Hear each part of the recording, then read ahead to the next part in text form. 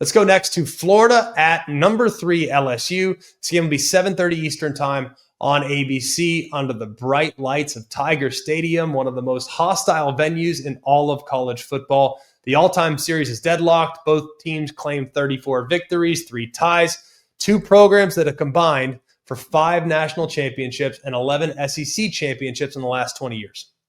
So, a lot to be very much looking forward to. Can't wait to watch this game. Southeast Conference, Titans, permanent crossover rivalry that has shaped the conference and the national championship race for decades. And for number 3 LSU, it's the next step towards a possible college football playoff berth. For Florida on the other side, an opportunity to kind of get back on track. Reeling from a loss to USF, desperate to kind of prevent what could be a promising season to spiral out of control before we even get to October. Florida beat LSU 27-16 last year to snap a 5-game losing streak in the series, and the Gators are looking to win in Baton Rouge for the first time since 2016. That game was supposed to be played in Gainesville. It got moved to Baton Rouge because of Hurricane Matthew, and they won that game there on the Bayou Bengals home field. Florida's Billy Napier, a lot of criticism right now surrounding Billy Napier. They looked great in the 55-0 win over LIU, but then losing in catastrophic fashion to USF is something that a lot of people have been very, very critical for. LSU is kind of the beginning of what might be the most difficult 4-game stretch of any team this entire season. After they play in Baton Rouge, they'll face number 5 Miami. They'll come back home to play number 7 Texas, and they'll go back on the road to face a top 20 Texas A&M. Very tough 4-game slate, but it should come as no surprise. It's a brutal schedule for the Florida Gators this year. And Billy Napier, man, he's under some pressure. That loss drops his record to 20-20 through the first 40 games. And what was most problematic is that 11 penalties for 103 yards, including game-altering penalties on the last drive that gave free yardage to USF to kick that game-winning field goal, and then some questionable decision-making as far as offensive play calling is concerned. He's feeling a lot of heat. His OC is Ross Callaway, but Napier handles the play calling. His DC is Rob Roberts. LSU's Brian Kelly, undefeated, 2-0. One of the most impressive wins of the young season when they got on the road and beat then number 4 Clemson. But the win over Louisiana Tech, a little sluggish, all right? Not great offensively. So offensive coordinator Joe Sloan tasked with kind of getting that group back on track. But the defensive coordinator Blake Baker, they have been outstanding. They've held their first 2 opponents to 10 or fewer points for the first time since 2017. The last time the Tigers held each of their first 3 opponents to 10 or fewer points was in 2007. They went on to win the national championship. So Florida's got to get over 10 points in this game for sure to avoid the obvious connection to the 2007 national championship winning LSU football team. Florida's DJ Lagway might be one of the most high ceiling players in the country. Also, there's a bit of a variable there with him. He's got ridiculous physical tools. We know he's got a crazy strong arm. He can make every throw on the field. And he does possess a legitimate threat as a runner. But against USF, there was some youth shown in that performance. There were some misses in that performance. He was 23 of 33 for 222, had a bad interception, did throw a touchdown, but there were some long foul balls in that game. Some throws that he's got to hit, frankly. If this guy's going to be a top 5 pick, top 10 pick, he got to hit some of those throws downfield that were just a little bit off the mark. Now, this will be his first career start in an SEC road game. He did come off the bench last year in 2 conference road games against Mississippi State and against Tennessee, but this will be his first start on the road in the SEC. I think people kind of forget that. Lagway feels like he's been around for a while, still a young player, still learning how to play with consistency that's required to win at a high level in this game. LSU's Garrett Nussmeier, he's the anchor of this LSU offense, poised, experience. In the season opener against Clemson, he was very efficient, completed 74% of his passes for 230 and a touchdown. Most importantly, though, he had 0 turnovers in a hostile environment. He didn't try to do too much. He wasn't overly aggressive. And that was a problem with him in the past, doing too much when it didn't need to be done. Finding completion, playing clean football, huge point of emphasis for him this offseason. The performance against a Louisiana Tech team was not great. There was an interception and just kind of a general lack of playing sharp football. Okay, question number 1. Can Florida establish the run? It might be the biggest key in the game because Florida's offensive philosophy is built on a foundation of physicality and establishing the line of scrimmage behind a veteran offensive line.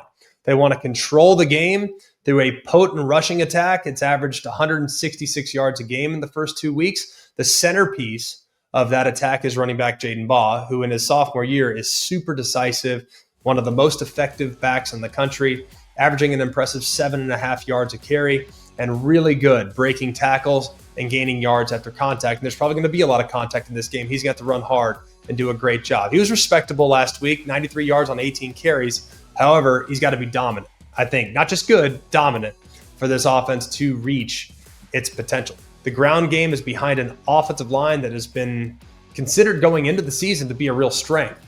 You got an All-American candidate in center, Jake Slaughter. You got a left tackle in Austin Barber. Is a projected starting lineup that returned nearly 6,000 career snaps. A ton of experience to kind of help pave the way for Jaden Baugh, but the performance so far up to this point hasn't been great.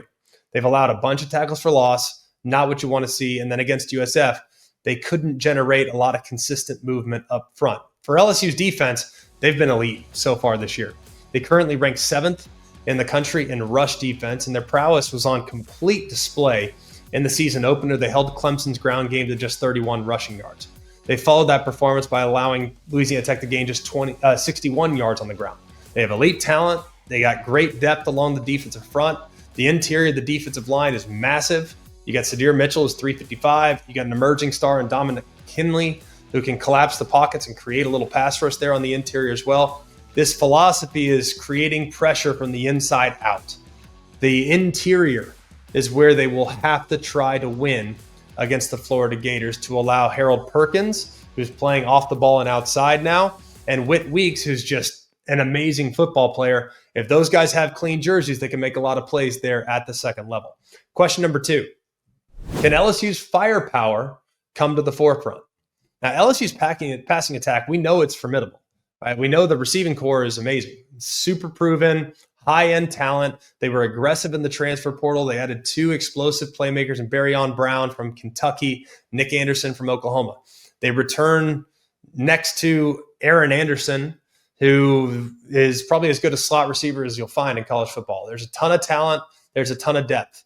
Aaron Anderson was the leading receiver against Clemson with 99 yards. Barryon Brown paced the team against Louisiana Tech. Nick Anderson always provides that legitimate deep threat who can stretch the field and is poised at any moment for that breakout to actually go down. As far as Florida's secondary is concerned, the group finished 2024 on a really high note, and it showed a lot of improvement down the stretch, but there were some vulnerabilities exposed against USF. The offense repeatedly kind of took advantage of a few breakdowns in coverage, a few breakdowns in communication. The 66-yard touchdown pass resulted in a busting coverage during a defensive substitution. Receivers wide open, uncovered down the field. The tackling was also a problem in the secondary because of a couple plays there. Simple pass right out in the flat, 29-yard gain after a bunch of poor pursuit angles and missed tackles by the defensive backs of Florida led what should have been a 4 or 5 yard gain into a 29-yard play. Now, the pressure will be significant on Devin Moore and Cormani McClain. And their safety tandem of Jordan Castile and Bryce Thornton, they're going to have to hold up and tackle reliably against really quality wide receivers for LSU. Question 3, will Florida be able to hit some big plays off play action? The entire offensive system under Billy Napier is about setting up the run, hitting the run, getting the run game going, which sets up long, slow developing play action shots for DJ Lagway. His greatest strength is attacking defenses on vertical throws. Now, he missed a few of those against USF. He's got to hit those. But it really starts with establishing the line of scrimmage and then setting up play action. Against this pass rush, that could be very difficult, especially if some of those routes are a little slower developing, like I just referenced. Question number 4, can Florida's pass rush get home? Now, statistically, not great. They're 123rd right now in sacks per game. The absence of Caleb Banks, who is by far the team's best interior pass rusher, has absolutely been felt. And it sounds like he's going to be back for this game, which is huge for that Florida front. Now, experiences against an accurate quarterback like Nussmeier, if you give him a clean pocket with a lot of time to survey the field, to let those talented receivers win, that could be a problem. So the pass rush for Florida has to show up and has to be a difference maker against a relatively inexperienced LSU offensive line. Question number 5, in a rivalry game, how much do emotions play a role? In the loss to USF, I know we've talked about it 100 times this week. Florida had 11 penalties, 103 yards, and 2 catastrophic fouls on the final drive. Pass interference and unsportsmanlike conduct where a guy spits on the player. All right, that can't happen. You have to keep your cool in a rivalry game, and the team that best does that will be in great position to win the game. Betting trend in this game. LSU is 4-1 against the spread in their last 5 meetings against Florida, and 6 of the last 7 meetings have gone over the total.